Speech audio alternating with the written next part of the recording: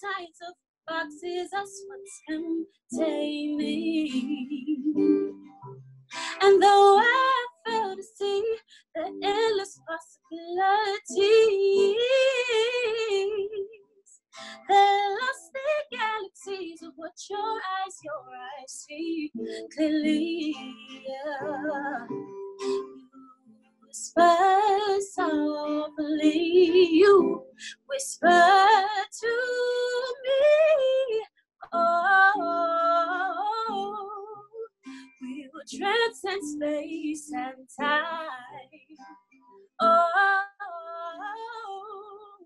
between planets and the skies. Oh, we'll transcend space and time. Oh,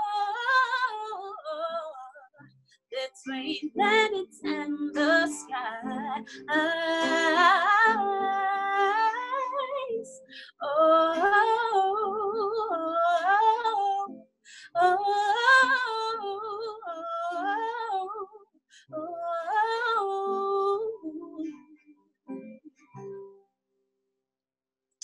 Thank you. So that was Galaxies. Thank you. So yeah, this next song I'm gonna do a bit more relaxed. This one is called Do You Know?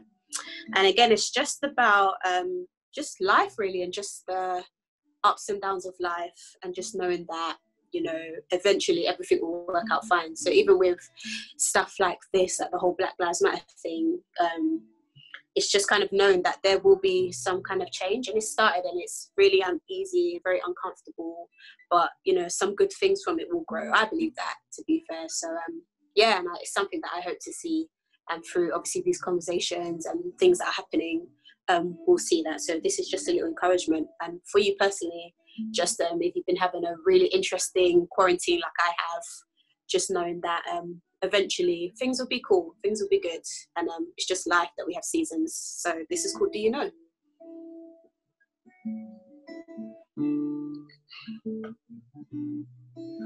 Today I don't mind the rain hitting my window,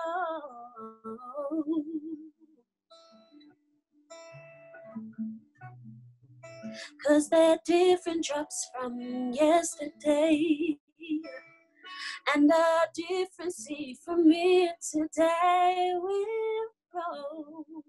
Ooh, but there are days when everything seems the same.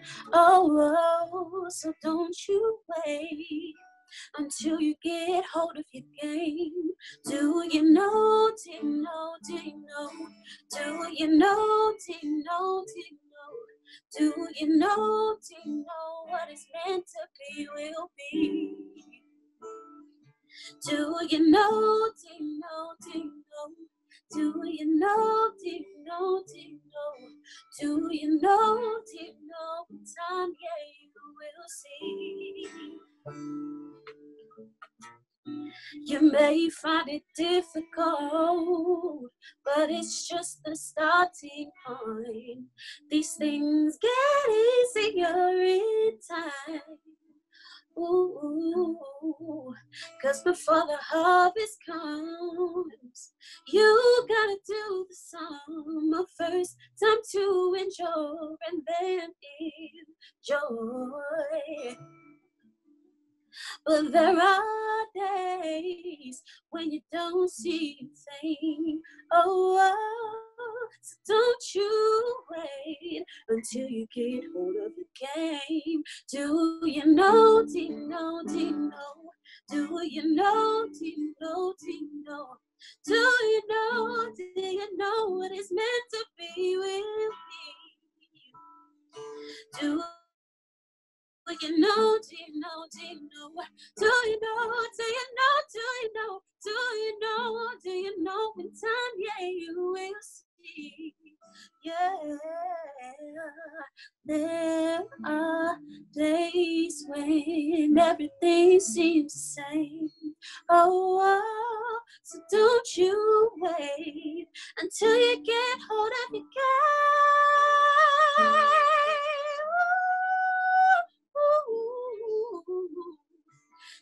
you know what it's meant to be will be? Do you know? Do you know? Do you know?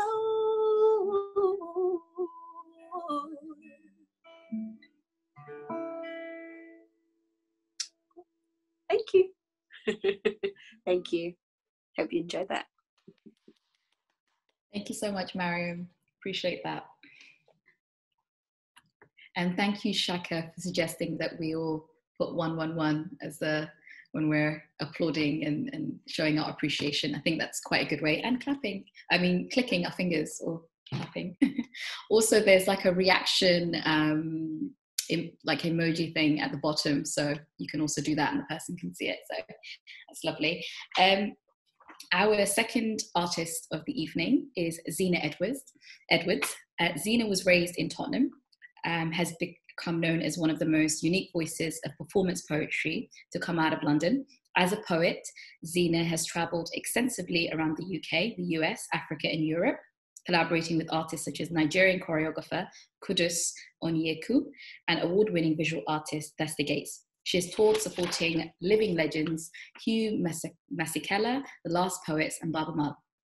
She's known for her polemic voice, speaking on panels for climate change and creative championing for equality and equitable rights. Zena is also creative director of VID, an umbrella creative arts and activism company, and she is a core project developer of Voices That Shake, Youth, Race, Media, Power Arts project. And it's an interesting story about when I first discovered Zena's work, was probably around, I think, over 10 years ago. My friend Nahanawan, who's in the call at the moment, was the one that bought me a ticket for one of her events. And I think it was in East London somewhere, maybe Brick Lane. And I was completely blown away by her performance. And yeah, and being somebody who champions social activism, I felt that, that she would be great on this for this event. So without further ado, Zena, if you could take it away, thank you. Good evening, everybody. Hi. So I thought I would start today this set reading with a poem that I wrote, kind of in tribute to a young man called William Kamkwamba. He had a film made about him. He was the boy who harnessed the wind. Don't know if anybody had seen that, read the book or seen the movie. Yes, it's a great film with Chiwetel Ejiofor. It was one of his first directed pieces. He produced and directed the film.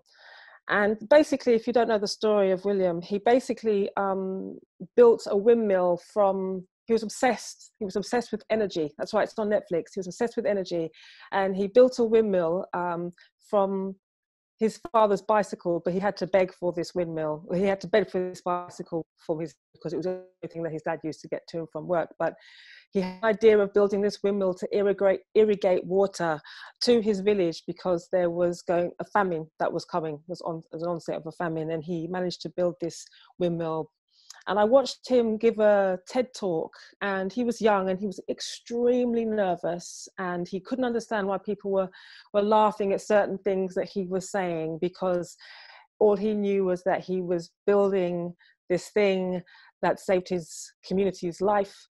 And it kind of got me thinking about that whole idea of technology and how the human body and the human will is a technology in its own right. And out of necessity, necessity is the mother of innovation, right?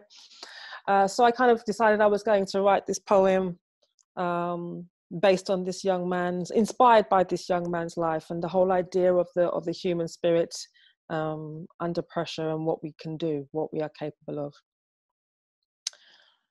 This body, lone, separate, but knowing myself to be connected to 7 billion parts of humanity, multiply this by 100 billion neurons of the average brain, what can I not know? When all exists in the ever-present now, and in the past belonging to the future, everything at once in the space between a second's talk from its tick, and every generation should know this. Self-belief releases the future from between the pages, scripted and well-thumbed by scholars deemed the last empire's prime sages, men who squander the wealth of our home, hound the underclass and swear their civilization of wizards and patriarchs brought all technology, when in reality it was a dark enlightenment that murdered for gems and portions of the terra firma fertile, while the poor stayed clean in squalor mass industry created, blood let guilty because their poverty was inherited, and that story lives on. But my eyes record and decipher the beauty and the horror of this frail existence, wrapped in the weight of flesh. I cite codes that bar the mind, intoxicated with shopping aisles of stuff that we equate as making or breaking the very makeup of us, as if in our naked vulnerability, we are not enough. This is the heist of the century. A deception of moonlight's shadow sent to scare us tough, to bury our authentic selves blind to trust, as if love is a fathomless trough from where we bottom feed, disappointed and told lies of how some are appointed more equal inside the matrix. So when we buy and consume by the light of a lunatic, while these lunatics feed the belly of their insatiable pride, we push on in the half-light of brand headlights, our bodies, vehicles of source energy, just spellbound within the limits of toys made for grown-ups and jails for the imagination of children. I am not considered one of the chosen ones. I am thrown scraps of aid, TED Talks made about my need. My father and my father's father, born in the derelict wake of Gleed. I am quota in queues to their brain institute, with an ambition to win the accolades, squeezed in the tightest fists of a myopic elite who equate their war with peace, and hands that grip whips and pens that police borders of my dreams and ancestral lands, both strike across the back of my name to make me bow under this oppressor's game. But I am everyone's neighbor. I am the boy in the low-slung tracksuit whose eyes are chained to the ground, the girl whose jaw chews on its own tongue, the mother whose knuckles strain white, carrying her home on her back, and the man whose cheeks crack with the drought of smiles in his wallet. I am refugee and asylum seeker. I am fast food server, sex worker, shelf packer, Uber driver, nurse, child carer, artist, social worker, lorry driver. I am the one who carries the deceased to the morgue, and the birth doula who champions life into the world. I am also home to handheld devices, chips. I'm also home to handheld devices ignited by chips gouged violently by the poorest hands from the earth. I am poverty's complex complicity, and I know this vile riddle has to end. It has an end. This I am is the science of effect relative to cause. So there must be a cause ultimate. If this is so, then I sign up to her school and feel my connection to the center of the earth's labyrinth before colonizers quested to make her their bitch. She will not stand for this. She made us in her image. She is no slave. She is tyranny and home. My ear to her ground, I hear secrets in the dust on my cheek.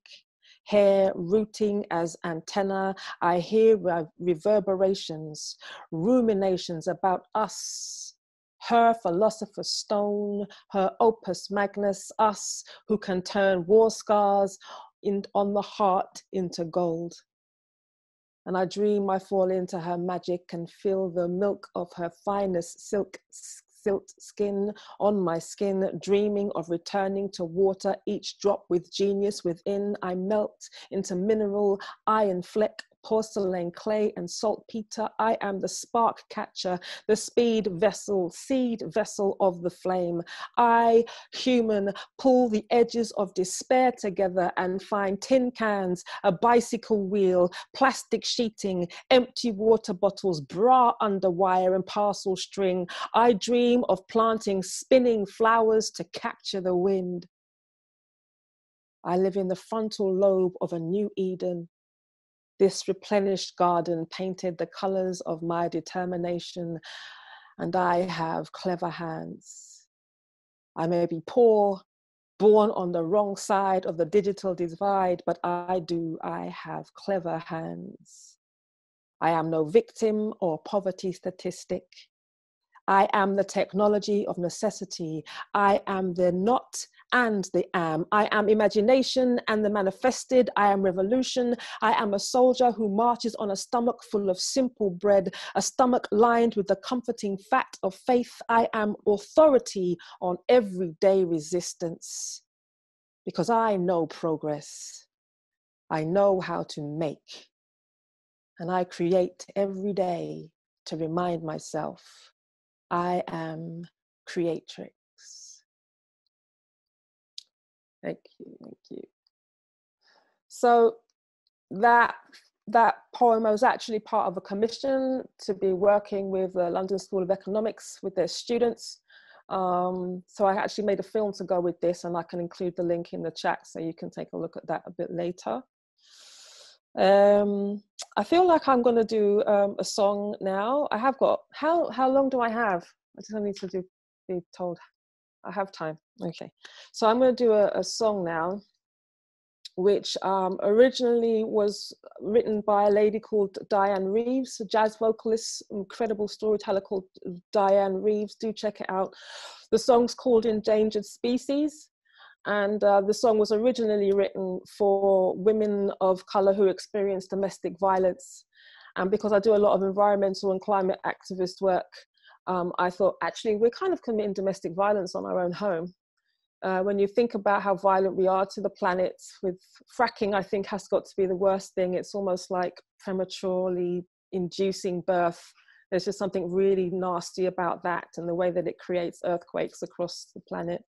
But also the fact that it is people from the global south, people from Black and brown communities who are impacted mostly by this, and the global north is who is benefiting from most of the spoils, if you like, of this fracking work.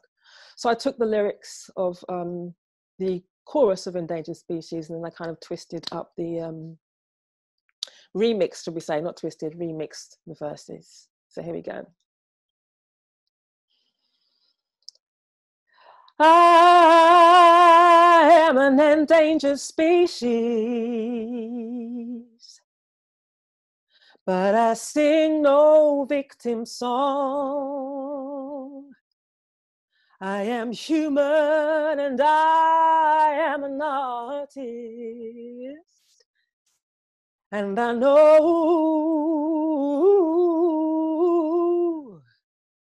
know where my voice belongs.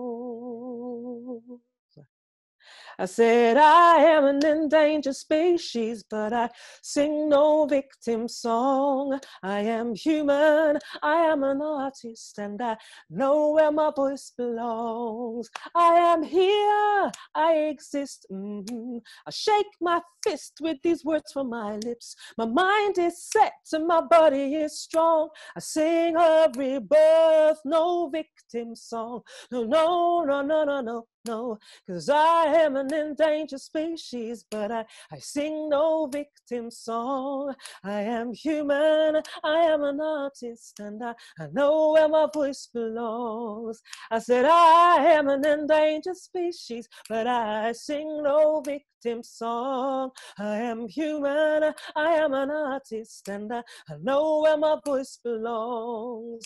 The system is blind, it binds my feet to silence my skin, no freedom of speech. I work all day so I can find peace. States of violence at a peak. Na na na na na na na. Cause nature is life, this earth has got rights. We'll fight for her freedom all of my life. The road is long, but the struggle is strong. No justice, no peace, our victory song. Na na na na na na. Now said I am an endangered species, but I sing no victim song. I am human, I am an artist, and I know where my voice belongs. I said I am an endangered species, but I sing no victim song. I am human, I am an artist, and I know where my voice belongs. Yes, I know where my heart belongs, and I know where my body belongs, and I know where my soul belongs, cause I know where my mind belongs. Yes, I know where my voice belongs.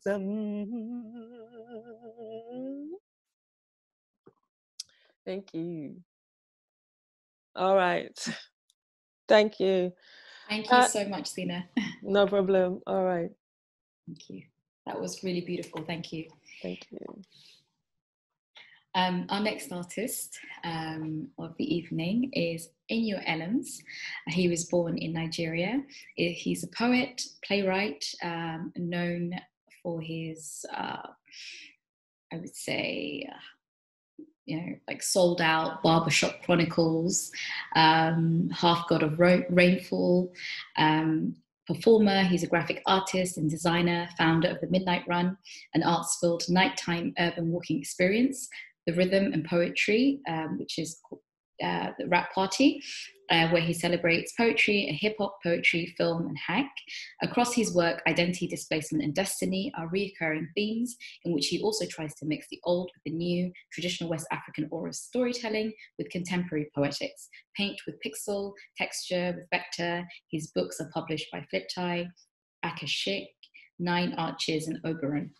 I don't think Inua needs much of an introduction. I think he's quite a famous poet and playwright. So I'll hand it over to you, Inua. Thank you. Thanks. Shout out to Zena for that beautiful poem and beautiful song. And she talked about borders, which is sort of the central word to the various poems I'm going to read to you now. I'm an immigrant, and I write a lot about the immigrant experience. And these are 3 poems. The first 2 are much shorter, and there's a longer one to finish off. I have a book coming out called The Actual, comes out in October. You can pre-order it from Amazon. I can stick the link in here. But the full title is The Actual Fuck. And all the poems begin with the word. So the 2 poems I'm going to read are from The Actual Fuck. And the first poem is called Fuck Border Guards. And the second is called Fuck Borders. Short poems. Fuck Border Guards. Heavy booted and uniformed, the armed who manned the borders of narrative and myth, who cast the war-torn and hungry as vermin, will say he reached too far, dared dream broader than his wings, broader than his country could carry, than wings could carry. That chant of his, that song of light was foreign, sounded like a battle cry, too much like jihad. Icarus's whole flight was ill-advised. That father should have known better. Nothing can be done, they say, nothing as he plunged. Fuck Border Guards, and this is the accompanying poem to that. It's called Fuck Borders. The travelers of woods and waters who left by foot and paddle, who formed horse and saddle, rudder and sail, forged steam and engine and reached the holy grail of flight. So instinctive was collective strive to boldly go and yet go further. They went off-world, zoomed off-planet. The forest spirit child in them, who saw no borders in the sky, the winged wandering wild within, is who we have ever been.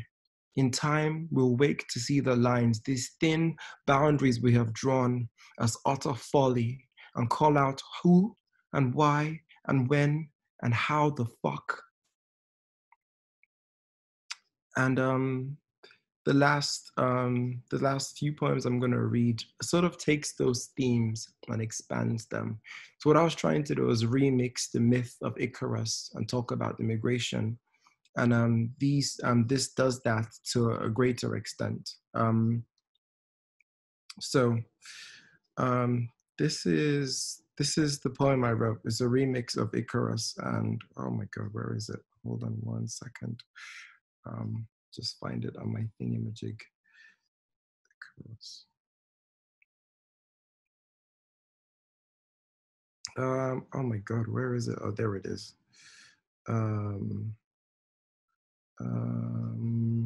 Give me 1 second. There it is. Okay, great. So this is just a description of what I was trying to do here. The myth of Icarus, in its simplest moralization, is about the dangers of hubris. In the original story, Icarus is the son of a master craftsman, Daedalus. The attempt to escape from the island of Crete with wings Daedalus had constructed from feathers and wax. Daedalus warns Icarus of complacency and arrogance, asking him not to fly too low that the sea's dampness might clog his wings, or too high that the sun's heat might melt them. Icarus ignores his father's instructions and flies too close to the sun. When the wax in his wing melts, he tumbles out of the sky and falls into the sea, where he drowns. I grew up on comic books where stories of flight left an indelible mark on me.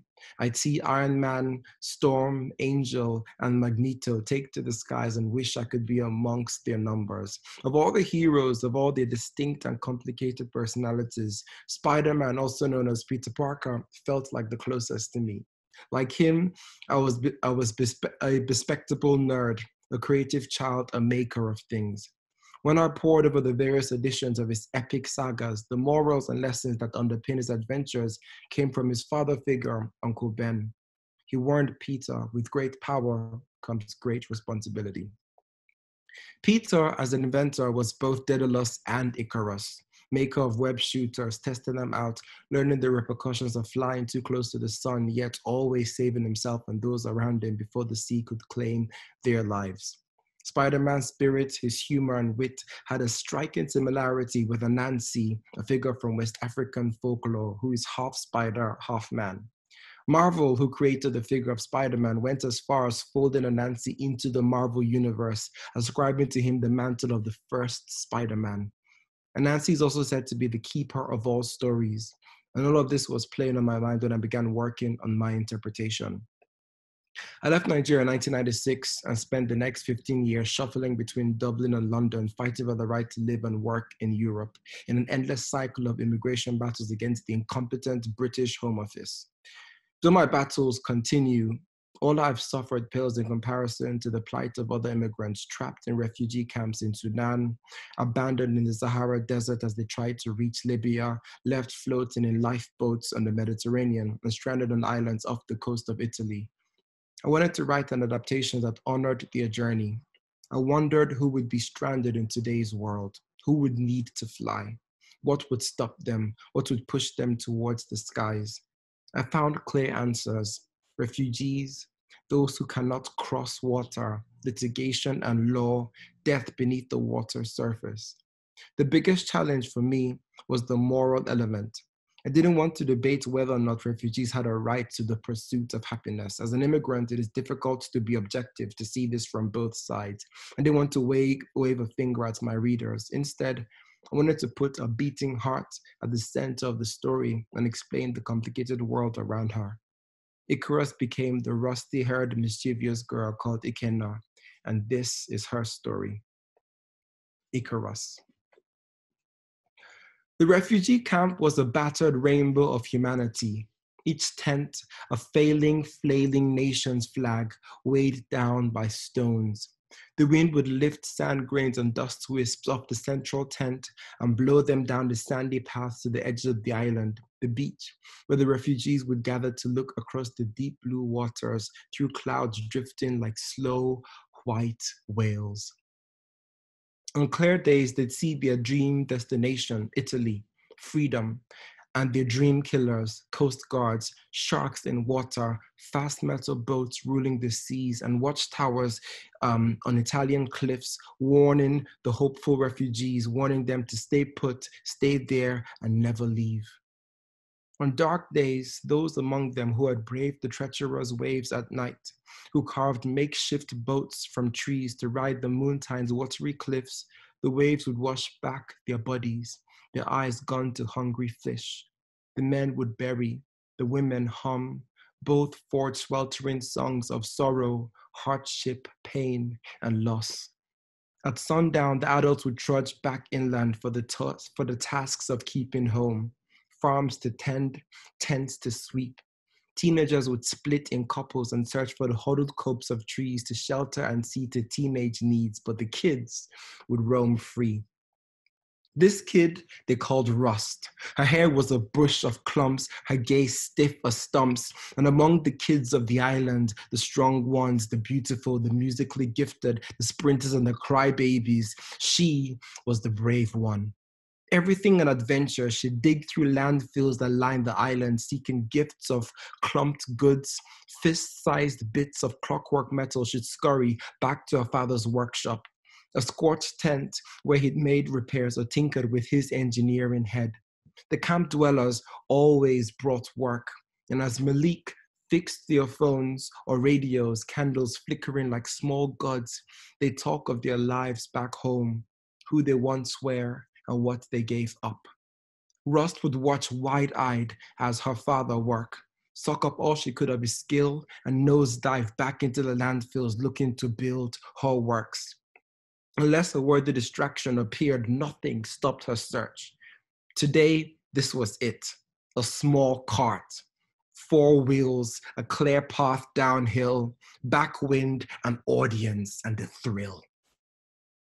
North of the island, Salma, Rust's mother, leaves the communal kitchen carrying food for her family. Menelik, his brother, her roughneck daughter. In the tent, she rises before the spread and spots the clock, dinner time, and bellows her child's name. Ikenna, Ikenna, Ike. Rust rushes through the tent's entrance, disheveled, bits of dry bush cascading off her like rotten confetti. Her mother bellows loudly, "Have you been climbing landfill again? Eh? You are covered in rust. Is that sand in your hair? Are you wounded? Child, is that blood? Mama, don't worry, I've suffered worse." The women laugh at the child of God who will never get married, Mama. Me, I work better alone. I don't need to get married. Rust hurries off as Salma carries on. Menelik enters. "Is my brother here?" They hug, a brief tight clinch in which an essay worth of words pass. "Gone since breakfast. You saw him last. Maybe he'll come after dinner. Is Ikenna here?" "Come in," Rust says, rushing, her hair a bush, half tamed. Night squats over the camp. Storytellers gather, musicians strum, thirst is quenched, bellies swell, till silence and sleep claim them again. Morning, the sun frozen in the sky, winged insects dappled by, a hurried voice at the tent's mouth. "Menelik, it's your brother. Come quick." They found him washed up on the shore. Whatever craft the waves had bore, how far he'd gotten, what he saw, knowledge he could share of the world beyond, locked inside his body, his eyes gone.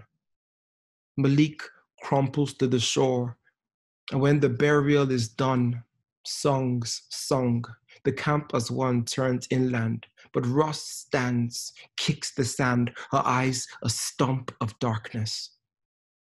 She heads south, picking her way through the shallow rock pools, starfish, mussels, crabs, stops before a camouflaged cave. She checks she isn't followed and ducks into her hideaway.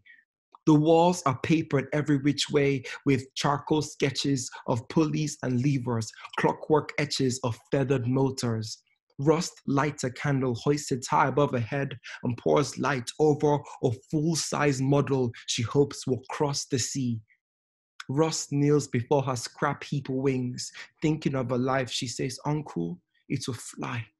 Tomorrow, you'll see." Dawn. Rust, who works through the night, slips back to her tent, a somber assortment of compassionate, merciful mourners who camouflaged her absence. Salma stops her only child. "Are you hungry? Have you eaten? Ikenna, did you sleep?" Rust shrugs and struggles out of her grip, ruffles amongst her things for knots, spare screws, and bolts back to her cave. At noon, she steps out, the wings strapped to her back, and walks the busy path through the refugee camp, crowds trailing her, questions about their mouths. What is she doing? What do you think?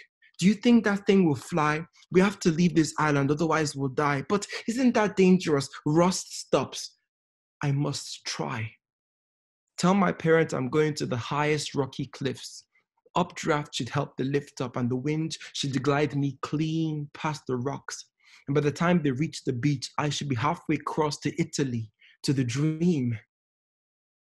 At first, the Italian Coast Guard ignored the large bird, but for the metallic glints that sheened among its feathers, they leaned into their telescope. "Captain, it's a girl. She must have left the island. Don't be absurd." He spits out the stiff drink and radios the snipers. "Is that a girl flying? Confirm what I see." Back on the islands, the refugees thrill as Rust swoops through the sky, mastering the wind. Malik calls, "Ikenna, fly straight to Italy." The kids chant, "Rust, Ikenna, Rust, Ikenna, Rust, Ikenna, Rust." Breeze takes their chants and calls like prayers to her wings, and on she flies to Italy, to freedom in their dreams. When the first bolt pops, Rust doesn't scream. When the harness belt snaps, she steadies in the wind. When the wing tears off, doubt slashes at her dream, and the second wind pulls her down beneath the sea. Silence takes the refugees. They stand solemn, stone still. Malik staring where she fell. Salma not daring to breathe. The folks deepening in sorrow that the sea had claimed their kin, had added to the souls oceans already keep. The refugees search for the right mournful hymn, but as their mouths form words, Salma hushes them. My daughter accomplished an incredible thing.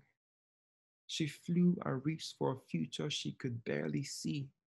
Brave, unstoppable, unmatched in zeal.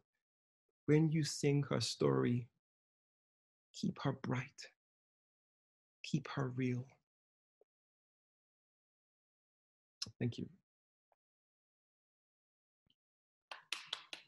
Thank you, Inua. That was amazing.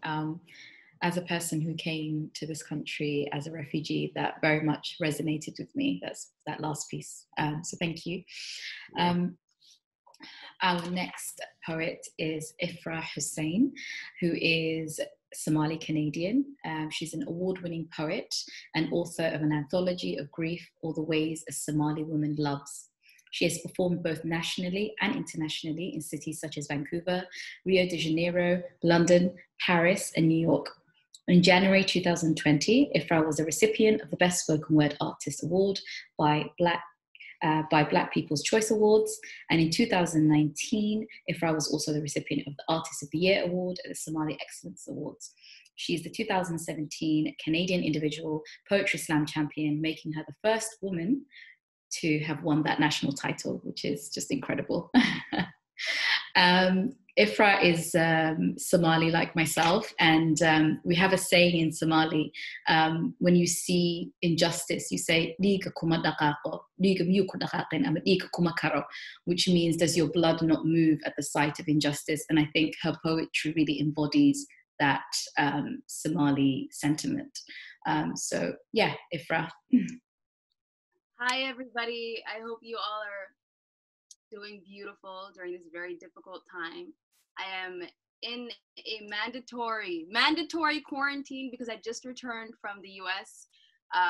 So, you know, I don't know if you guys know, but the Canadian officers or the Canadian Border Protection folk are actually calling people and actually making sure they're home.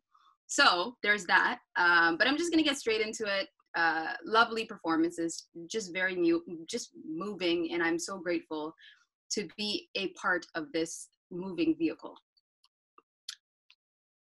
By the way, thumbs up. Am I clear? Am I cutting out? How am I doing? We're good? Oh, wow. I love the solidarity. Look, everybody's hands just went. Okay.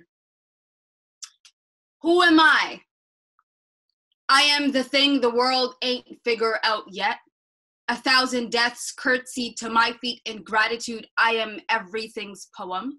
Still trying to find the nooks for which all of me belongs. Black Laureate, all of grace, a protest, a riot, a gathering. Still a Black woman trying to write a poem and find my place in it. I am what came during the years of despondency, both in light and in rage. A million children asking God for anything but this. I am the horn and all of its 5 points. I am woman. Somali, I am 1991, wrapped tightly into the arms of the diaspora. I am origin, blood uncolonized for the sake of God. I sit at the feet of Tshaka in poem. I am the ocean swallowing Mogadishu's history and spitting it out into its most beautiful destruction. My God, this is what comes of women who are soaked so divinely into culture and then asked to say it all in English. This is the Wargade wall, history decimated for the sake of survival. I am the prosperous tongue, so graceful in how it tells you to remember. I am every synonym for refusal. I am everything you tried to soften, but how the hell you go and soften a Somali woman? I am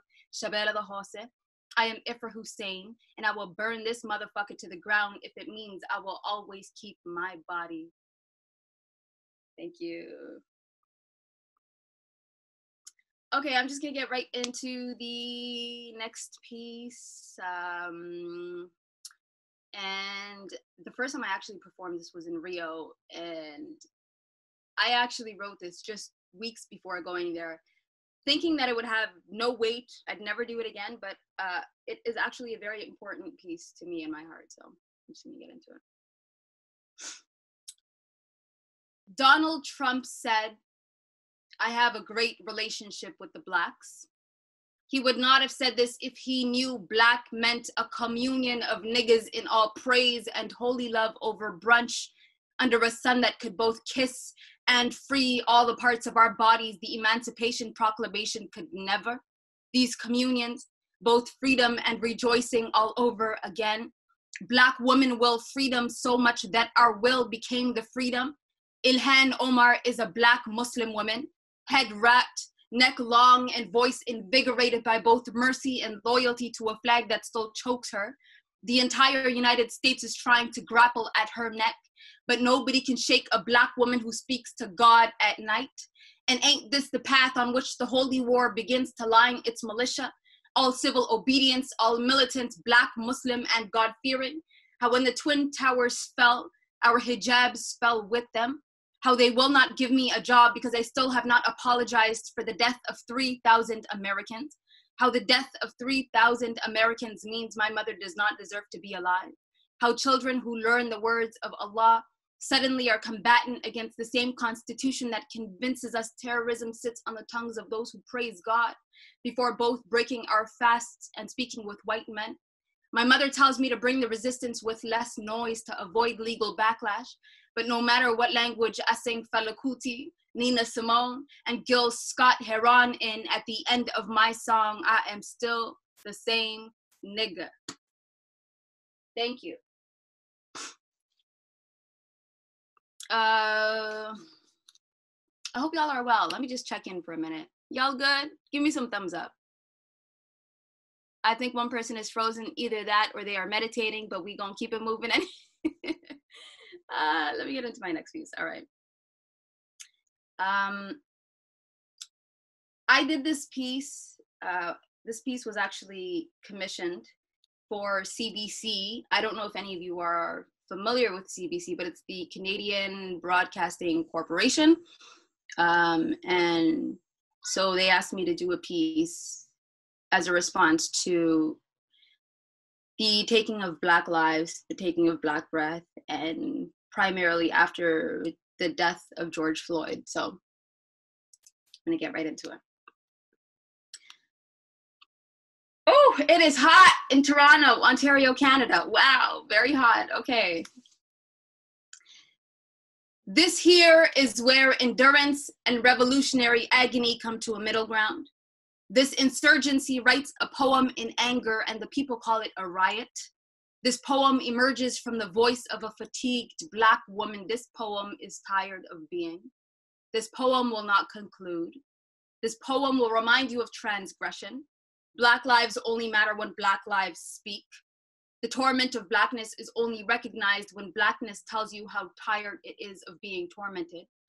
Black lives will decimate the injustice, even if you censor our clamor. Black lives will remind you of George Floyd, of Tamir Rice, of Regis Korchinski-Paquette, of Mike Brown, of Trayvon Martin, of Andrew Loku, of Sandra Bland, of Abdirahman Abdi, of Philando Castile, of my kin, all of my kin. You can call this the revolution that came searching for us instead. Call it 3,000 poems trying to make metaphors out of the taking of Black breath. Call it guerrilla. Call it the pushback. Call it the liberation. Call it a voice flustered. Call it a breath that loses its sequence because blue coats couldn't hold on to anything more reasonable. Call it my sanity, trying to make way for things greater than just trying to survive. Call this a million roses thrown into the air, and all of them descending individually onto the graves of Black bodies in conflict. There is no halting until justice takes us by the hand and tells us we have a seat somewhere in a system we don't have to break, because legislation only changes after our patience becomes our rage. Call this the televising of revolution. Call this a Black woman's voice. Call this a Black woman's indignation. Call this a cry for due process. Call this a Black woman's sorrow. Call this a Black woman's prayer. When the protests come to a halt and the signs gradually descend to an afterthought, this is to remind you that we still cannot breathe. The justice system stands as a reminder to abide, but cannot remind itself that it does not have the capacity to hold everything. Our mothers ask God for both mercy and protection. And when the night falls, they give thanks for being. This poem here does not ask for mercy. It does not seek to replace our mothers broken. In this poem, I do not ask for breath. In this poem, I ask why I did not have it to begin with. Thank you. I'm getting into my last piece. It is called Black Men Don't Die. And it's one of the pieces that is in my book, An Anthology of Grief, or The Ways a Somali Woman Loves. And I had actually written this piece after my cousin was killed. So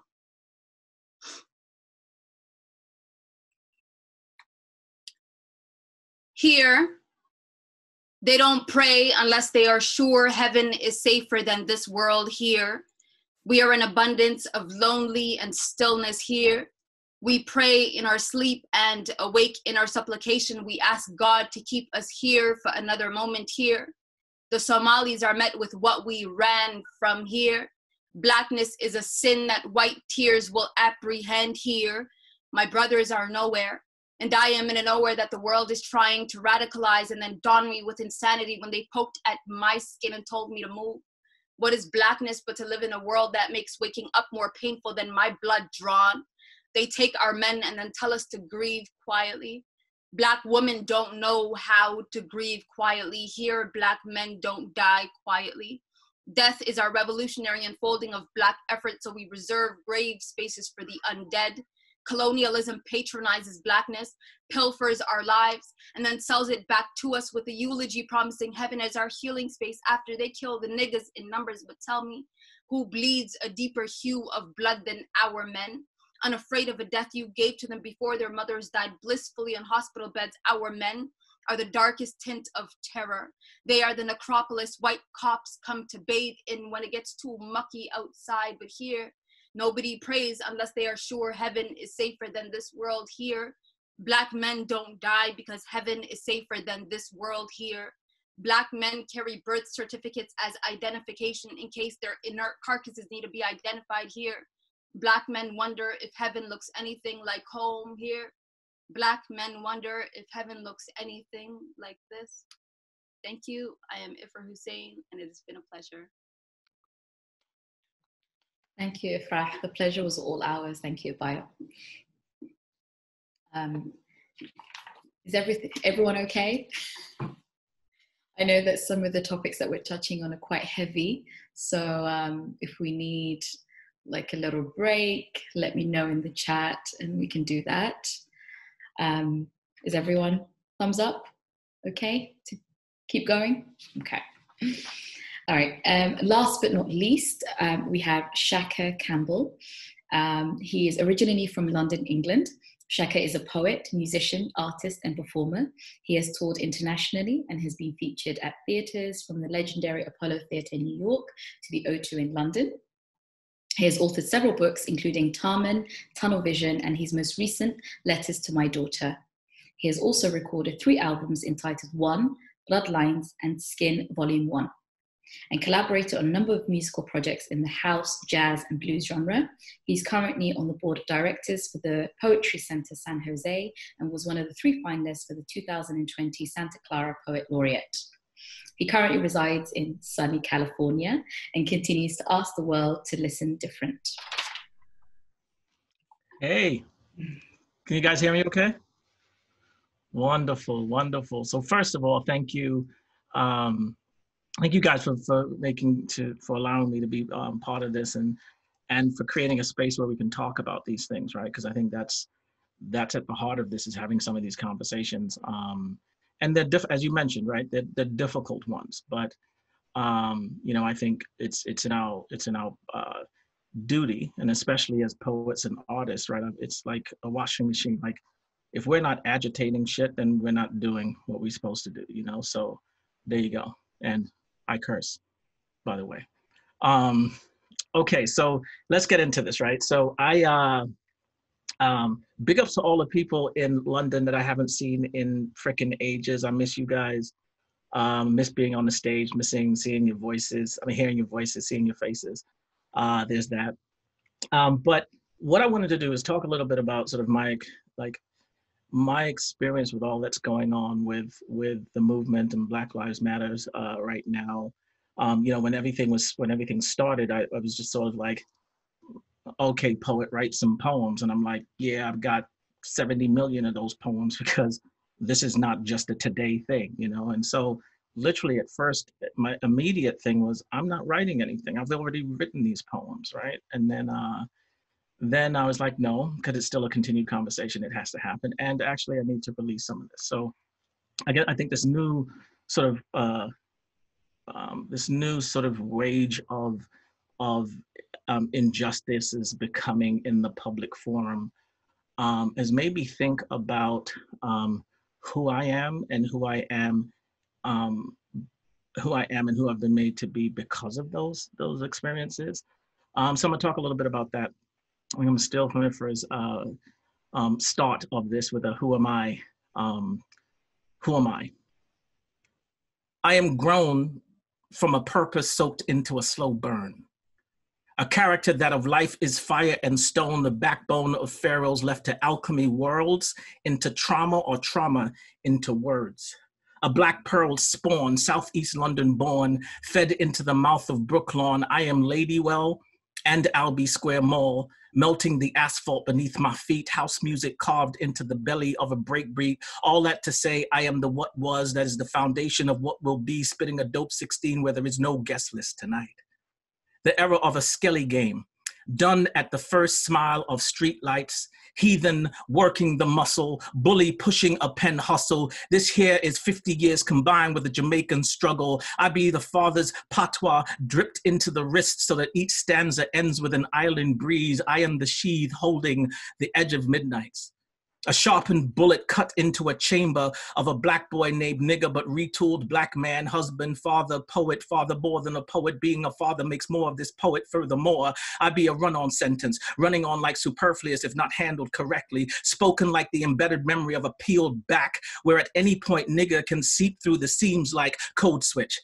I am as if a kiss grew into a poem and turned its cadence to a mantra, code switch. Motherfuckers may be made to maybe hear the meandering mean of my mention as meaning anger, when in fact it's more my moving mountains made to make my momentum momentary, but still I move through these moments with code switch. I be these words. Caressed around a quick 24. 12 more than a written testimony's folklore, rocking J's and electronic ore laid before ancestors. Therefore, I am the lacerated stare of rebel Africa, sitting in the witch's brew. Fear not that I see you, but how close these words resemble the resurrection that lives in these poems. I am when you swallow lines and realize you are what you eat, in triumph or defeat. Save each tear in a pen so each can write its own piece. Who am I? I am the past that is so present. I start the day with first just surviving death. Code switch. Motherfucker, I wish you would. Code switch. I am always the only roar in the still of stairs. Who am I? I am Hottentot Venus and Dubois in the eye of a slave ship. A silent T holding a bullwhip tongue, calling back the thunder. These eyes recognize how close we are to the share and crop, how the drip of Africa left in the drum peels the sound of capture from the heart. So I beat these words like church fire and bullet, Trayvon and Bland, Tubman in a rope burn set to erupt a revolution on an Alabama plantation, gunny sack and cotton gin in flames. I am broken God, speaking obsidian in a land of ramble. I am from birth, Tshaka, Menelik, Imhotep, Campbell. Thank you. Thank you. So, thank you guys. So that was, you know, again, it's just, well, who am I, right? But over, like I said, this time I, you know, I'm looking at Facebook. I'm looking at these comments that are on Facebook, and I'm a little angry, right? For a number of reasons, as can be quite obvious. But one of the things I wanted to pluck out, you know, this is kind of the who am I, the social media scavenger that goes out and gets pissed off at what people say. So this poem that came out of that is called Tic Tac Two. She said, and I quote, "I sometimes wonder," and you know I'm asking with respect and love, parentheses, "do you think some of this vitriol would have been averted if the original statement had been Black Lives Matter too?" Parentheses, admittingly not as impactful heart emoji. And I wanted to throw my phone in the ocean, but I didn't, because I paid a lot of money for it. But I wanted to respond with an encyclopedia of retort written in lightning and expired slave blood. But I thought, no, she's already had enough of stolen Henrietta Lacks in her people's cancer remission. So I will refrain from gifting her yet even more of our legacy. But what is it, right? What's it about the serpent's apple that you can't accept now that it's baked into your American pie and fed back to you? What is it? What can't you swallow? Is it the hashtag? Does it denote too much? I mean, it is, after all, self-sustaining, right?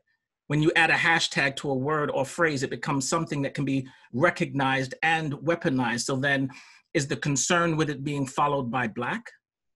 Because then the word Black becomes a projectile, right? Black gets loaded like ammunition pointed toward a truth you've been hiding in a construct of oblivion for centuries, and the parts left wash over you like burden, like guilt.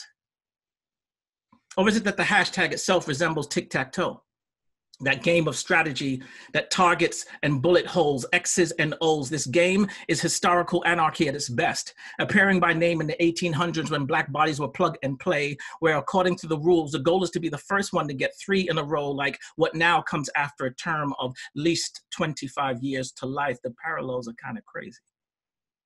The second player, of course, can never win, right? He can only force a draw at most. Lord knows what happens when men that look like you are forced to draw at most. Another set of angel wings are tufted and primed. But what is it in the hashtag that grows cracks in justice, that morphs into gorges? Black Lives Mattering, it's not a game. It's not a game to satisfy a fragility we've never been afforded ourselves. It cannot be matriculated into 3 extra letters, the last 2 of which resemble bullet holes sitting alongside where 2 bloodlines intersect. You say 2 like syrup crawling off your tongue.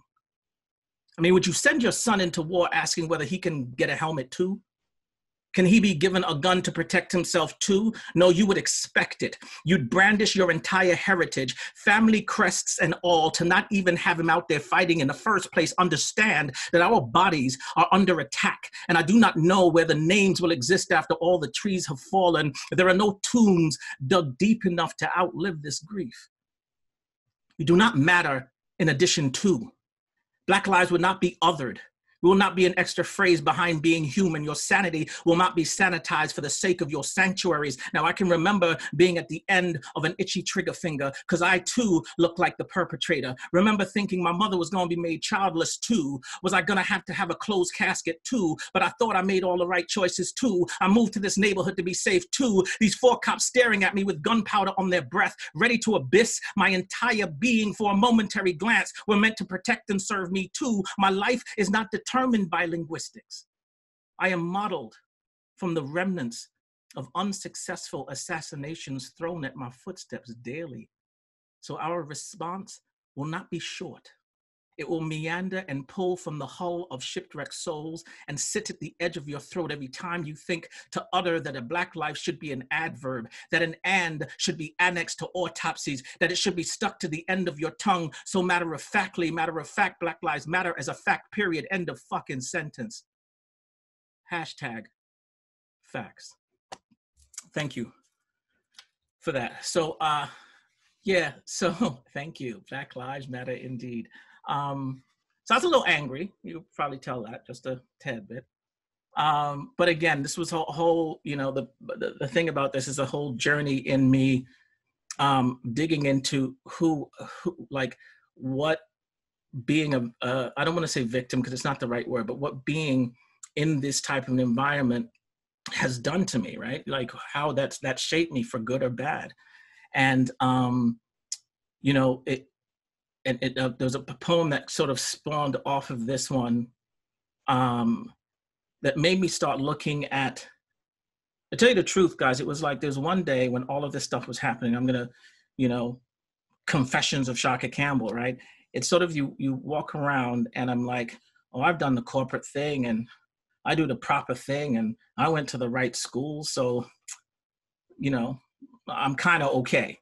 Right, I may be passed by, and then I sit back and I realize how many times I've been in these situations where, like, I would not be here talking to you guys today, right? And these are not because like I was in the middle of some like, you know, robbing a bank. This is like I'm walking down the street. So all these things that folks are saying are like, oh, person can't do this. This is life. This is like real shit. This is not a narrative, right? And for whatever reason, it always hits me. And you'll see in this poem, it's like, I think as people of color, especially Black men, I think in order to survive, we've almost got to tuck this thing away, right? Because you can't move forward, you know, with all of this. It's so heavy. So again, all of this is making me unpack stuff, and I'll stop talking and go to the poem. This is called Stuck, and it's a work in progress. I'm wrung from a sediment of granite hands, a flint edge ready for a motherfucker to brush fire. You know what devils had to be tamed for me to be here now? Eating at this language, vapid like anything I say will outweigh the dialect my skin speaks. At the speed in which a synapse can go from the eye to the brain to the trigger pull is about 150 milliseconds, and my truth don't near move that fast. Not at least at the speed of this skin. It never did. It never will. But on these 2 feet, here I am standing in a yoke broken out of trauma after the swell of 4 gun nozzles raised behind my neck.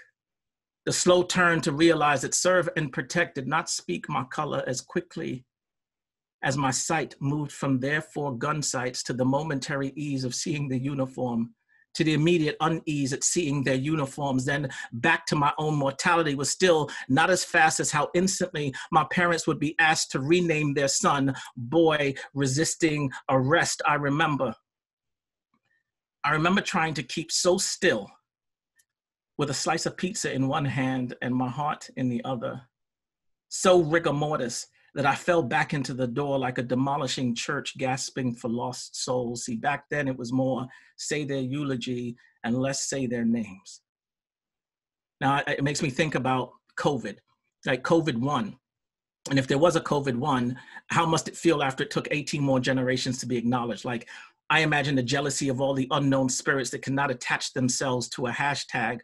I do not know the flashbacks to that fall backwards moments makes every new news story feel like a collapsed lung. I guess all them Heinekens I drank must have mulattoed my blood some, because that day's outcome wrote lucky above my obituary column. See, it was one of those memories, those remember that time I almost never knew my daughter's name kind of memories. To know that the only response to piss now running down my leg and staining my pants was that I fit the description of someone breaking into houses as if they hadn't already broken into the only place my vulnerable ever called home. And even that wasn't offered up until they slowly reholstered their prejudice. You know who I need to be to strangle the air outside this moment? To be strangled by the fear of what they don't see and they don't know yet, but I'm still here. I'm still here by the off chance that their fingers are steady enough to not paint me into a mural splashed on an undisturbed feature wall with graffitied words 6 feet tall in memory of one more nigga unfortunate enough to look like himself. You know how hard it is to be born of love but look like hate to people that will never know how much your heart is spread across the sky? And I changed that day. Something soured inside me, so faint I didn't realize it happened until the taste found its mouth, and the first time I told my daughter I'd keep her safe. It's a slipped breath you cannot catch no matter how deep the inhale. Cotton-mouthed and raw. And I learned over time that this is an initiation ceremony to a tribe of throats grasping for air. So any more argument I have with myself about how important my life is like debating with a mayfly the best way to live a 24-hour lifespan. But you know what they say, right? You ain't lived till you outlive the police stop. So I guess that makes me part cat, fighting the inevitable. But today, I lay into the wind and I search for harmony in the sway. And after tucking away the latest genocide into my breast pocket, I am the shaky hand of a clock wound too tight. And my wife asks me, how do you hide your wrists from men who want to adorn them? And I remind her of that scene in The Avengers, right, where Bruce Banner is told by Captain America, no less, now may be a good time to get angry. And he responds, that's my secret. I am always angry. Well, I am always Black and angry. But to hold on to this heartbreak is to stay stuck. And I have to move or I will be made still. So I push through and I swallow this pill, because in order for my body to survive, my mind must be free-willed. But still, do you know how much reclaiming of your name it takes to convince your bones you come from legacy? To walk into who I have to be versus the massacre of who I wanted to be in that moment. See, this is less poem and more diary. More ignored incidents and less inquiries. Just reaching 50 years old should not be a reason to admire me. Nonetheless, the survival of that silent scream taught my body to hoard things that should be shed. But this skin cannot be abandoned. Instead, it welts and breaks into a graveyard of trauma, a boxed heirloom left in a hidden drawer under a rubbled ruin grown out of a crippled quarry, where every morning I search for how to rid myself of these stone hands, to feel human again. But till then, I slowly chip away at the rock I twist the tears and the nightmares between them, and I hope that the residued pulp will reroot and grow me a safer skin. See, all this is less poem and more diary. These deaths by police cannot be ignored. We need more inquiries. I'm happy for those who haven't the distress, but rest in peace to the unlucky ones prior to me. Thank you. Thank you so much, Tshaka. I want to hear it. I'm sorry. I have to hear the applause. I have to hear it. And I just have one more to end with, and I think this is super important, because all this time I'm talking about myself, right? And what I realized, you know, in this sort of introspection is that I got a 10-year-old, right? And she's hearing all of this and seeing all this on TV. She doesn't know how to process it. I mean, I don't even know the language to talk about this. You know, I've tried to reach out to my elders and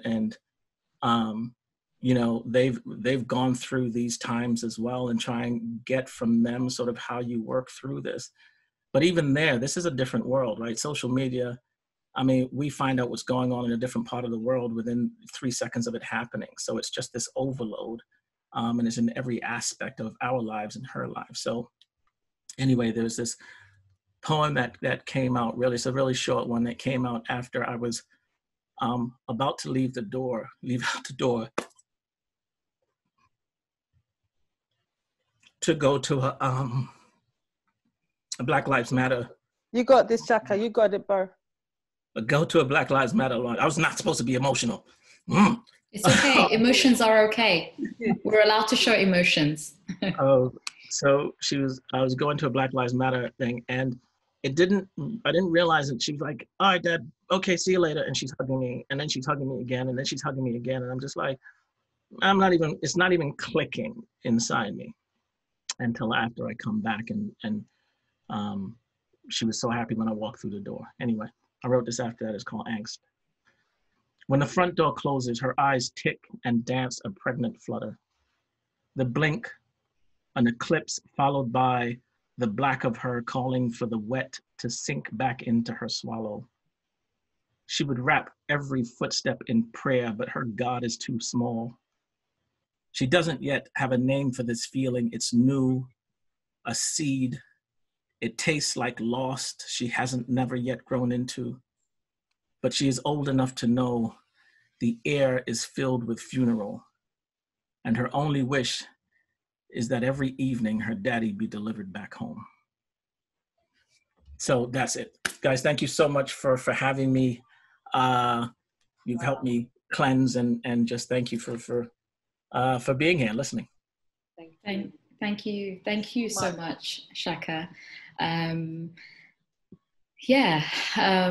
hope that, you know, all those performances have highlighted how important this cause is, Black Lives Matter, which is a civil rights issue, and it's so real for many of us.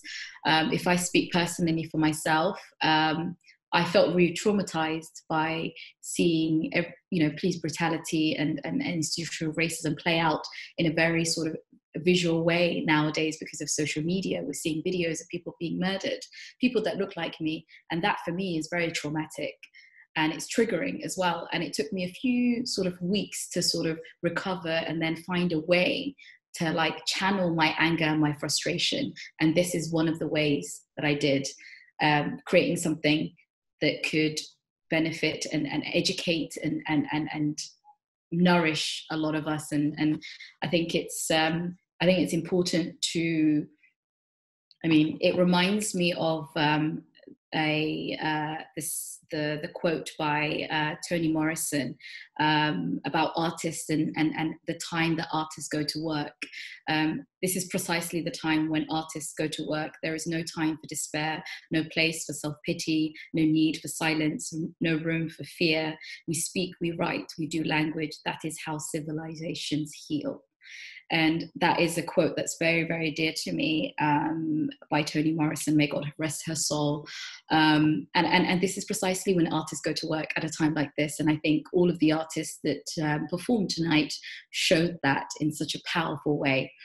There's a discussion, but I'm making a sort of executive decision here that I think it would be good to have a little meditation before we go to the discussion part of the evening.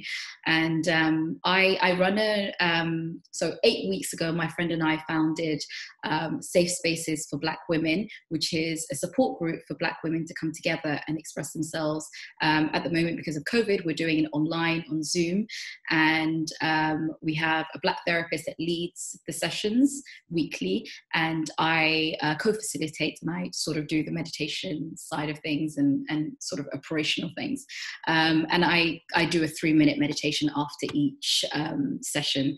And I think it's important for us to sort of process and center ourselves when we're going through such a difficult period. So I've put in the chat a little sort of YouTube video, which has music in the background that you can play while we go through the 3-minute meditation. So get comfortable, sit in whatever position is comfortable for you, whether that's cross-legged, whether that's on the floor, whether that's lying down. You can close your eyes, you can keep your eyes open if you like, whatever position feels comfortable for you.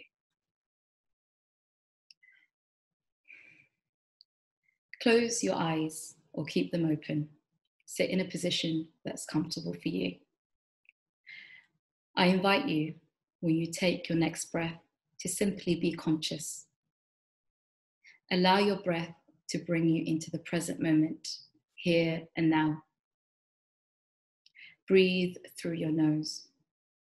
Inhale cool air and nurture yourself.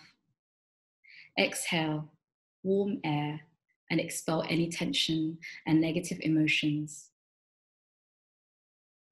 Feel your feet connecting you to the floor and the earth. Breathe in and hold for 3 seconds. 1, 2, 3, and exhale. Breathe in and hold for 3 seconds. 1, 2, 3, and exhale. Gently correct your posture by slowly lifting your chin until the top of your head radiates up towards the sky. Relax your shoulders down like ice melting in a hot spring, and feel your neck grow long. Relax your forehead. Relax your eyes. Relax your jaw. Relax your ears. And relax the muscles at the back of your neck. Notice your breath and allow it to bring you into the present moment when you are safe, relaxed, and doing something positive. Quiet your mind.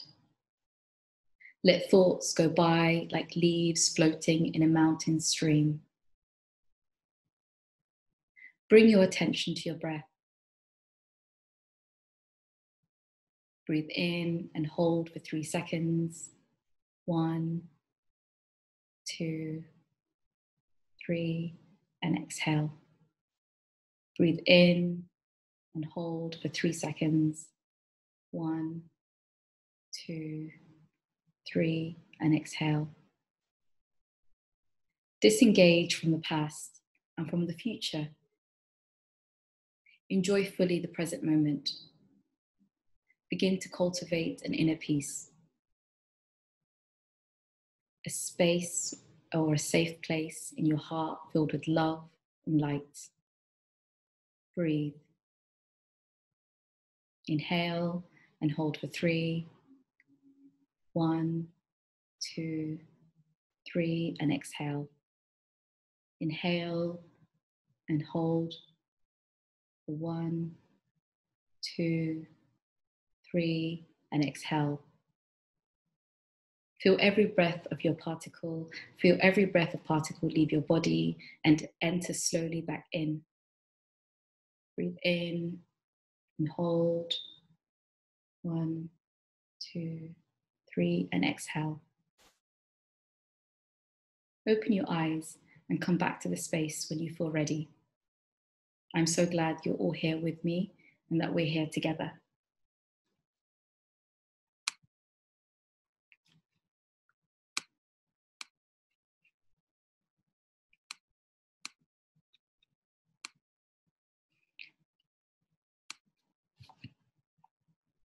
I think I really needed that as much as everybody else.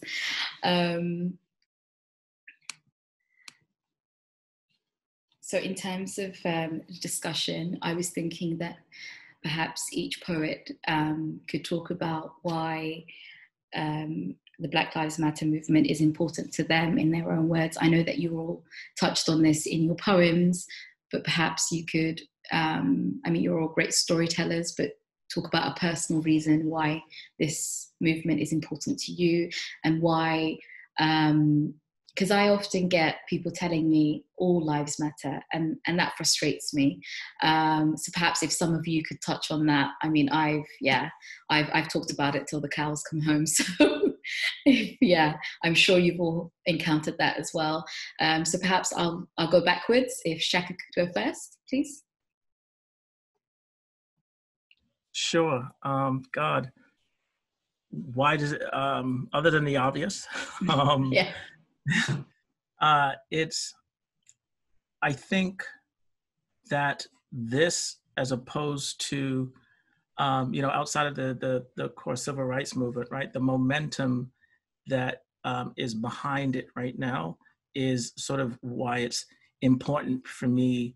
It's always going to be important, but important for me to try to make sure that I'm still pushing that and providing fuel for it and pushing everybody to, because again, this is, it's not just a US thing, and you can see that when Amish people who don't involve themselves in anything are standing up and saying Black Lives Matters, and it's in every corner of the world, that we've had the opportunity with social media and just with technology as it is today to get this concept in front of folks, right? And so yes, it's this big specific the BLM movement, right, is around police being accountable for what they're doing and murdering folks and getting away with it, right? So that's at that core of the movement, which needs to be addressed. And then, as you know, it's then filtered to mean these other things, right? Like all lives matters. Okay, cool.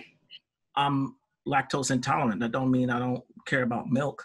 It's what this thing that we're focusing on is not, independent of the other lives as well. But the other lives aren't dying like the ones that are dying now and at the hands of people that are serve and protect. So, again, it's important to me now because there is some momentum here that we didn't have before in this narrative. And so we need to push it, there's, like I said in the poem, right, there's tons of souls that are out there before there was a hashtag, right? So we honor, it's an honor to them as well to get this stuff sorted, to get people get it recognized and put the pressure on folks to make change, right? It's Absolutely. change. We're not asking folks aren't asking to be better than, to get more than. It's like, you want to be acknowledged, you want to be seen, right? And held in the same conversation. And it's so, especially being over here, and I'll shut up soon, but on being on this side of the pond, right? It's so mixed into the mortar and the cement, and it's just built into everything that, like, I saw this thing on TV. I think it was Kamal, I forget his name, and he put an iceberg, right? And this iceberg, and then the water under the iceberg. And it said, up top here is like your BLM and your police brutality, et cetera, and then there's this massive bottom of the iceberg that's under the water that no one talks about. And it's the little things like the redlining, the seeing someone being some abused or some injustice and not saying anything about it, right? They put up here as your KKK, all these massive things that you can rally around, but there's such this massive foundation under it that makes all of that stuff stand up. And this needs to make the waters recede, and so that we can access and see all this other stuff that's going on. Right. So thank you. Sure. Yeah. Ifrah. Yeah, honestly, I'm gonna second what brother had to say. To be honest, I can't really top that. Outside of being a Black woman, a Black woman's woman, a Black woman's woman. You know, when I was in Brazil in October of 2019, there was a panel, and amongst the panel speakers was one woman where she said, and it just resonated with me completely. She said, social change begins with Black art. And I also believe that social change is also fueled by Black rage, which is also stemmed from Black art. I feel like, you know, we're almost, like John Keats said, you know, poets are the midwives of reality.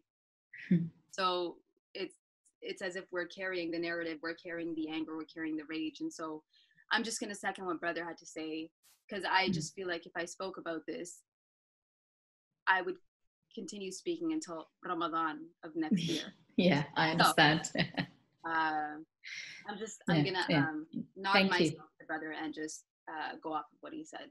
Thank you, Ifrah. Inua, is there something you want to say, or? There's nothing particularly, nothing that Ifrah or I'm just wondering, since you're based in the UK, how do you feel about this term BAME, Black, Asian, Minority, Ethnic, and being lumped into that sort of category rather than, you know, being considered Black, and how you navigate that in a way? Because I think that's also something that's part of the discussion when it comes to Black Lives Matter. I see the reason why the term was created, BAME. It was a bucket-sticking exercise, and it helps differentiate, to control, to create quotas. But I also see how it swallows whole ethnic groups, how it isn't porous. For instance, Irish people are a minority ethnic group in the UK. They pass by any European citizen are a minority ethnic group here. So the terms aren't indelible. They sometimes undo themselves. And I think the larger problem with these terms is that it centers whiteness, and we are all other. But because I'm an immigrant and I grew up in Nigeria, and I grew up in the country in which I had Black privilege, I know that white people there would be the minority ethnic group, for instance. So each time I try and think about the geopolitical context in which these terms sit and what they mean to different people, you know. So that always sort of tempers my outlook here, and I try to be a realist at the same time. I try to be human first, because being a realist sometimes, being a human and having emotions and being a machine that feels trumps all of those things, you know. But there are campaigns to come up with another term that specifically means anti-Blackness, so it can be called out, which is different from just other forms of racism. There's something specific with anti-Blackness, which was constructed as the antithesis to anti-whiteness, and which is why Black rage, like Ifrah says, that's why it's so groundbreaking. Because if you deconstruct that and it's at the bottom, then everything necessary has to fall. I think we here, though we are not though we're not in the kiln, which is where the Americans are, we do carry on a lot of the traits. And the British constructed racism, constructed the racial hierarchy, which we taught to the Americans because the British colonized America. So all of this, the legacy, it stems from this mothership, from right here. but the British, they sweep all the shit under the carpet or point to America and say, it's happening there, it's not here. But on the flip side, British politicians are quick to talk about the UK and the British, so the UK and the US special relationship, but distance that relationship when the repercussions of that relationship plays out like this. So I think one of the jobs for writers is to just hold the mirror to the UK, to always draw the lines back and say, yeah, Trump's an asshole, we're not debating that, but the asshole, where did he come from? You know? I think this could probably be an event in itself discussing this. But yeah, moving on, thank you, Inua. I also wanted to touch on, and this is a fact, that women, Black women who've died at the hands of police brutality have not had as much attention or justice brought to their plight as have Black men, and that is a fact. We can look at Breonna Taylor, for example, and I want to talk a little bit about why that is, how much patriarchy plays and misogyny plays in the, in Black Lives Matter movement as well. Maybe MariaM or Zena could touch on that. Whoever, Zena, let's go first. Yeah, sure. So I'd like to speak about Sarah Reid. I don't know how many people remember Sarah Reid. Sarah Reid was a Black woman who died in Holloway Prison in North London. She had suffered from mental health illness after mistreatment when her baby had died, after she'd given birth and her baby had died. And they basically just gave her child in her arms and just said, and put her in a cab, and she had a nervous breakdown. She experienced sexual abuse in a mental health institution, and then she went to Holloway Prison, and there was a footage of her supposedly shoplifting, but that's also some racial profiling that happened there. And she went to prison, and she died in Holloway Prison. So nobody talks about Sarah Reid. And that being part of British extended colonial violent state racism. And I think just off of the back, I kind of want to reflect back on a couple of things, what Inua was saying about America being the child of Britain. And I think that's such an important thing to remember. The other thing to remember is that most of slavery, chattel enslavement of Africans happened on American soil. So it's easier to discount what happens in Britain. One of the things I also I notice is that there's a real disconnect, I feel, with the emotional impact that racism has on Black UK citizens. I just wanted to hug Tshaka. I was like, I just want to give this guy a hug right now. But the thing is, what is beautiful about that is that you can speak from your gut. You can speak from what's real for you, what's true for you. I feel because there's a larger Black community, a large population in America, so you have more of a support system, whereas only 2.7% of the population in Britain spread across the whole of the country. So it's very hard to have a coalition or community that we can call a tight community where we can receive support, so we can have an emotional dimensionality to our experience. I've found that I don't connect with my emotions so much when it comes to racism, because when you do, you're either considered angry or you're considered crazy. And particularly as a Black woman, that whole angry Black woman trope comes in. We have every right to be angry, but we have other emotions as well. So I think there is something, we have all of the emotions, we have all of the spectrum of human emotions, but when we don't have an opportunity to express them, we don't have an opportunity for them to be validated in mainstream media, or, even in our literature, sometimes I think in the mainstream that is. So I think, to me, the fact that Black women are not, as much attention is not paid to them is purely because it speaks to a wider societal opinion when it comes to Black women when we speak. We're compared to Black men in terms of, Black women are doing so much more successfully, you have more jobs, we have more, you have a higher wage bracket, However, that doesn't tell you the story behind how we got there. It doesn't tell you the struggle and the drama and the trauma that we have to go through to get to these positions. The other side to this that I want to express is that when every single time I see a Black man killed, I'm thinking, that's my brother, that's my cousin, that's my uncle, that's my son, that's my father. Who is there to protect me? I feel so vulnerable, so vulnerable every single time I see another Black man killed on my timelines. And it's one of the most distressing things that I think I've ever had to experience in my life. And at the same time as wanting to protect the internal landscape, i.e. the emotionality of Black men, I also need protecting too.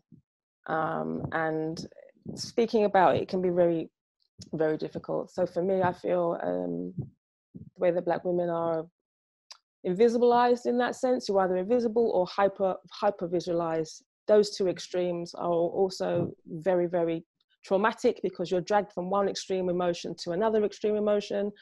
No human being is going to be able to experience that without some kind of destabilization that happens when you're doing that. So yeah, I've got tons to say on it too, so I'm going to stop. Thank you, Zena. That was very thought-provoking, and yeah, I agree.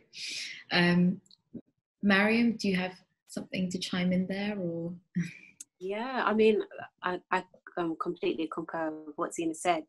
There's so much to say on that issue, but as she was speaking, it just, another thought that came to me was about even just how young all of that begins as a Black woman. And it doesn't begin as you enter womanhood. It starts off very early, and even just things in being in school, you know, the language that is used to describe, you know, Black young girls, or the treatment you get, we're very much aged, and we're not allowed to be children, we're not allowed to be adolescents, and then as women, we're not allowed to be women in a sense of, we're not allowed to be women that kind of experience a whole range of emotion. We're not allowed to be vulnerable, we're not allowed to be seen as soft, or it's the complete opposite, where we're kind of made to seem we're so exotic and so on. So there's so many things, but especially just the language uses for young people. I remember kind of even being a young person in school myself, and just the treatment of how, if there was some sort of kind of emotional distress, or there was some issues going on, you know, in my family or something, it was never handled with the same level of care. So if I was kind of showing out in some emotions in school, I was never taken aside or taken to the pastoral care office and cared for and questioned as to whether my well-being was kind of okay, as much as women or girls of other races, because it was instantly, you're told that, oh, you're aggressive, you're angry, you're rude, and a lot of negative kind of connotations put on you, as opposed to your humanity being shown. And I feel like as a Black woman, that is something that we almost have to fight to be shown our humanity, which is really sad, really, because we are human, just like everyone else is human. So there's so many things to say, but that's just one aspect I wanted to kind of highlight, really. So yeah, we just kind of put that to everybody, but yeah. Thank you, MariaM. We're coming to the end of the event, and before I hand it over to MariaM to finish off for us with a performance of two of her songs, I'd just like to thank everybody for joining us. Each and every one of you made this event what it is. It was truly an authentic and nourishing experience for me, and I hope it was for you as well, and knowledgeable as well. Like I feel like I learned a lot from all the artists that shared their work tonight, and I think it's also important to acknowledge that we all have a part to play in contributing towards this movement, every single one of us. And it's not, you may think that, you know, you sitting in your home and you may even think, oh, I'm not Black, so I don't have a place in this. You're human. And sometimes people feel awkward, and I've had a lot of white friends who've contacted me and say, oh, I feel really awkward, I don't know what to say, what to do, you know. And I think that it's important for you to take a stand and use your privilege, because you are in a place of privilege as a white person or a person who isn't Black. Unfortunately, there is this hierarchy that exists in the world, which we must dismantle, and we will dismantle one day. And I'd like to acknowledge my co-host Danielle, who hasn't spoken, but who has really, really supported me in doing this event. And I don't think this event would have been possible without her support, because as a Black woman who is very much affected by what's going on in the world, and like Zena said, when I see a Black man murdered, it's like it's my brother, it's like it's my father. So I am triggered on a very personal level. And I remember, calling Danielle and saying, oh, I just feel really like down about this, and her encouraging me and actually saying, let's organize an event together and doing this thing together. And I think that if you're a white person in this room right now who feels like, oh, what can I do? Be an ally for your Black friends. I think it's really important. And we're human beings. We should stand together as human beings, with whatever cause that comes up. Today it may be the Black Lives Matter movement. Tomorrow it may be a cause to do with anti-Semitism, which is also something that's very, very prominent. And unfortunately there is a rise of that. Zena, yes, you'd like to say something. I would just like to ask a really quick question. What made some of our audience members come here today? That's just a simple question. Yeah. It'd be nice to know. Okay, if you put your hand up, maybe I can call out your name and you can. Lester, if you unmute yourself. Thank you. Hi, everyone. I really like what you shared with us today. I was one of those, we are like kind of colleagues, let's say, with Fatima, so we share poetry in a group. I once mentioned all life matter, right? But I think that what I mean is nothing that is trying to tell you, it's not that what is going on with Black people doesn't matter. Because I have a very strong experience. I have experienced racism where I come from. And I come from Central America, where all people are mixed in terms of ethnicity, right? But there is racism there. So when I was 14, my family had to move to a different country. And when I arrived, I, for the first time, met racism. For me, I didn't know that thing existed. And I am, let's say, specifically, not really Black. So, but as you see, I look quite native, let's say, like half and half, white and native.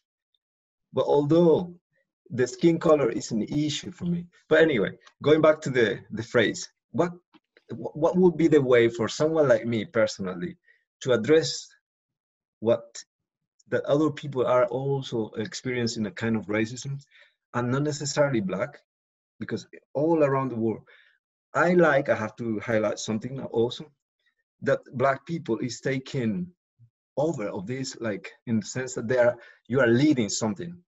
Because I feel on my own, in my own country, people have to hide. I learned how to hide, and I hate that. So, but I feel with you guys, I can support, and it's possible to make people aware to get rid of this. That's all what I wanted to mention. Thank you. Thank you, Lester. Some people have been writing in the chat. Alex Adams said, I came to learn and hear new perspectives, quite simply. Akila M. Richards said, I came because I want to stay connected with poetry in the context of BLM. I need this art to stay sane after all the trauma and heartache. I think somebody, Mabel, put her hand up. I saw earlier. Mabel, are you here? No? Okay.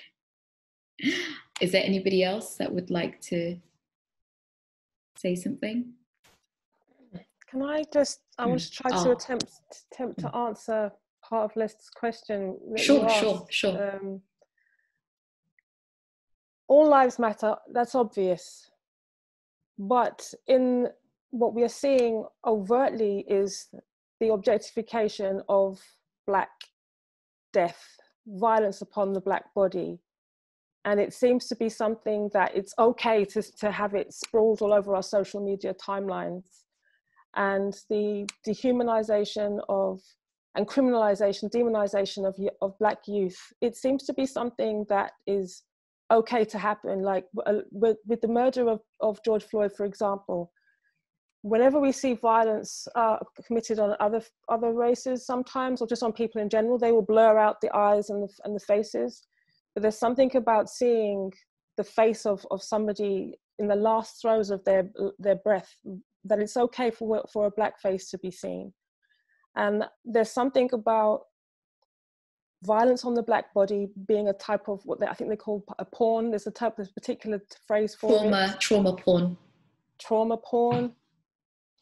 And I think if we're going to see inequality, who wants to see violence, equal violence on anybody, particularly if it's colonial, if it's capitalist, if it's capitalist driven?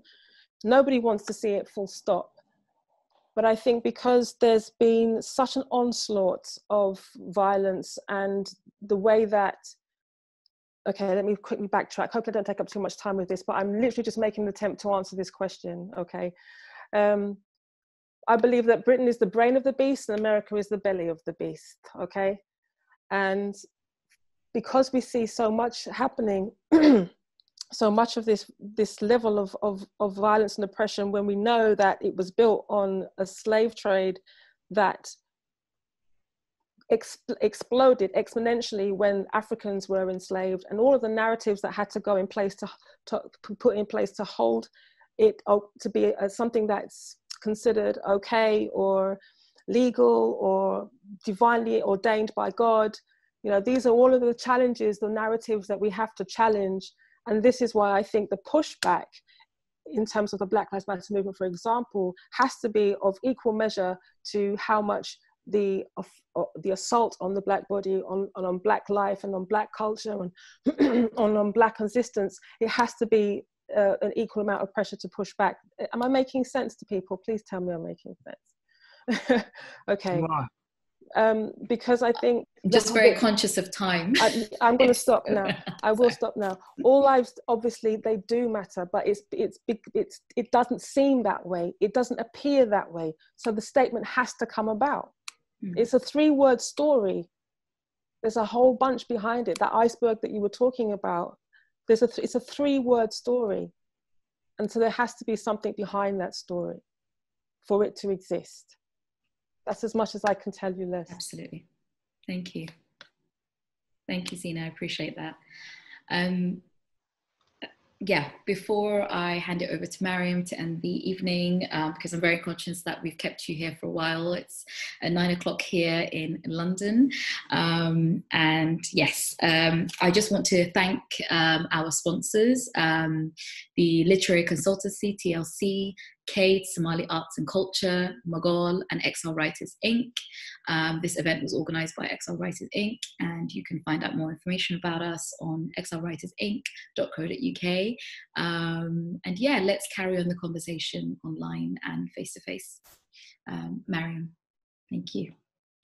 Thank you. So conscious of time, so I'll just do one song. And this song simply says, "Grow with me." And so I feel like it's quite apt for this kind of conversation. Really, we're inviting all you guys who've tuned in today to grow with us, you know, on this journey, challenge yourselves, challenge other people, so that we can really kind of get to the, you know, the root of the issue, and also just really, again, make all lives matter, really and truly, by supporting Black lives that are, or whoever is in the public eye at the time that needs our support as people. So yeah, so this is this is Grow.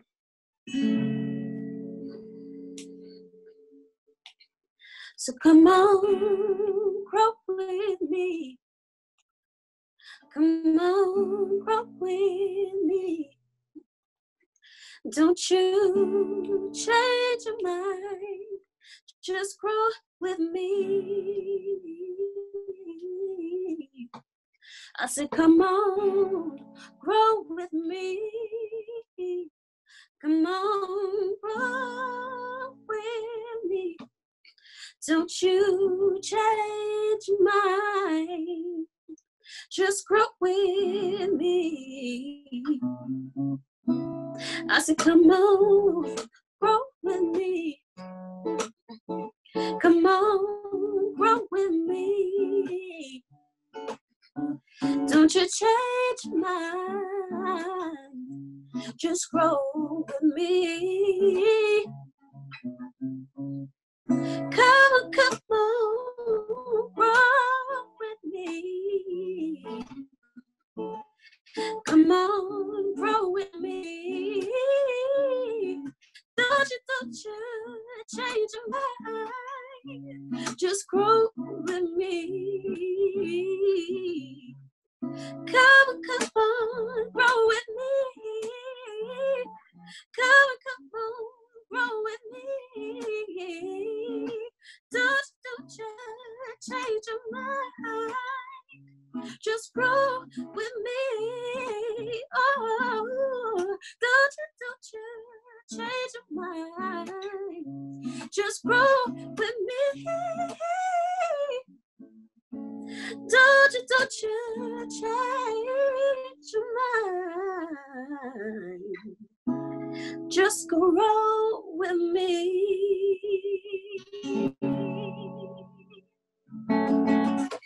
Thank you. Thank you. Thank you so much. And thank you to everybody who performed this evening. Let's all unmute ourselves and do a collective clap for everyone that joined and performed tonight.